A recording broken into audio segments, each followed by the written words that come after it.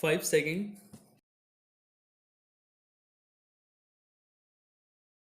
Sir, thank you for giving me this opportunity. I am here to support the budget presented by the Honorable Finance Minister. This is a budget which has been welcomed throughout the country. It is a budget which has come as a relief to the weaker and the backward sections of our society. With regard to the present budget, we have to congratulate the Honorable Prime Minister and the competent Finance Minister for bringing such a budget which has come as a relief and which has not put any burden on any section of our society. This budget actually represents the vision of the present government.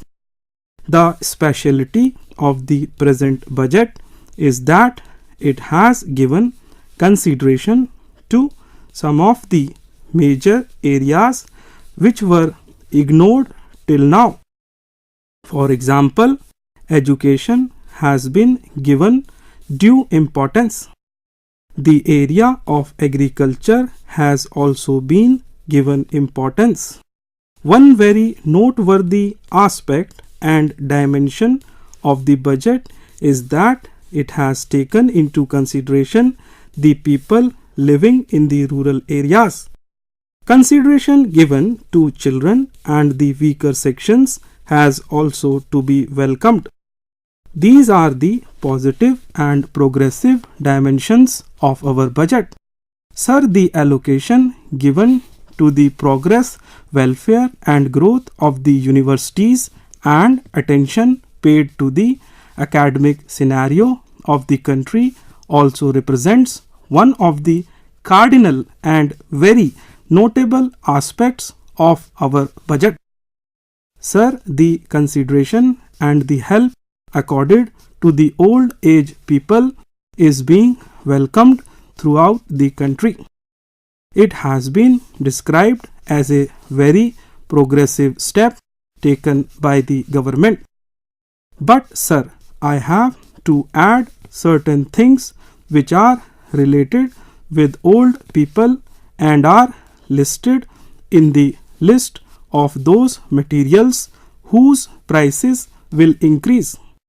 For example, prices of commodities like walking sticks, spectacles, umbrellas, etc. will be going high. We can very well understand that these are very much related with the old people, though it has some relation with other sections also. So I think these kinds of deficiencies will be taken into consideration by the Honorable Finance Minister. Sir, the Honorable Finance Minister's decision and the decision of the government to assist the Gandhian institutions of the country is a very important step taken by the government.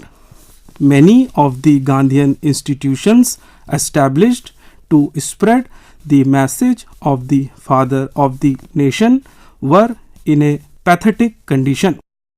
It is our duty, it is the duty of the government and of the country to protect these institutions which stand for the spread of the great message given by the father of the nation.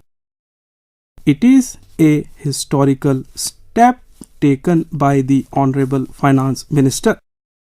The government has willingness to help and assist the growth of these Gandhian institutions. Sir, the importance of this budget is that it has not suggested any new tax. No new tax has been imposed. So that itself is sufficient to consider this budget as a positive step on the path of solving problems faced by the weaker sections and also towards addressing our national deficiencies with regard to economy. Sir, certain other decisions are there which I think are to be given more importance.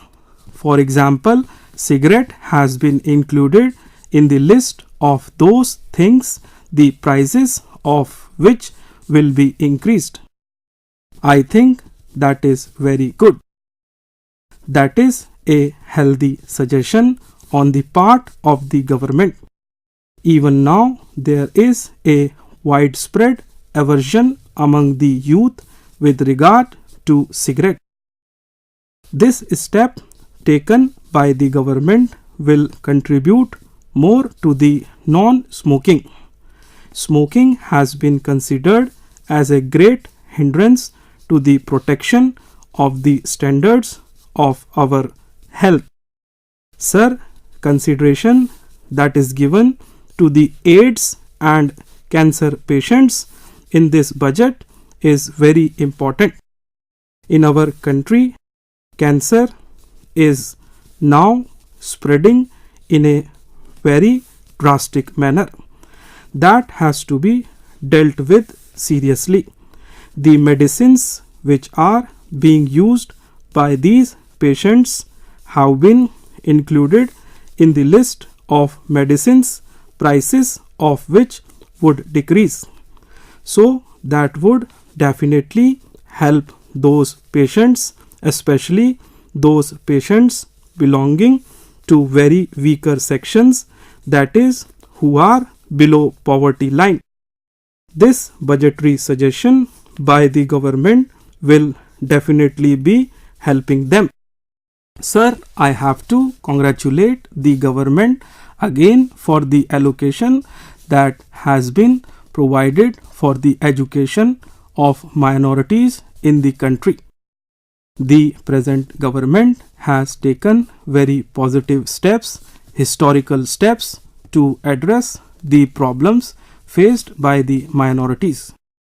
Minorities are very weak in the country. That is an established fact.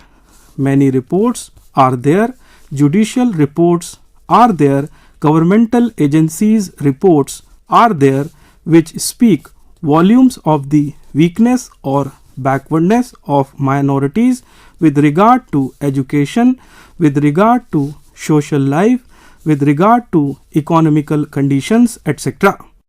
It is the national duty of the government to take forward these weaker sections. One of the notable features of the present budget is the care that has been there towards agricultural areas. Sir, agriculture is the backbone of our economy. That has to be acknowledged. Whatever may be the progresses in the other areas, we cannot do away with agriculture. Agriculture is very important for India and it will continue to be important. Sir, apart from that, I would like to add that our present budget, which has taken all areas into consideration, has almost ignored the area of the non-resident Indians. It is a major part of our society. In many parts of the country, the contributions made by them are great.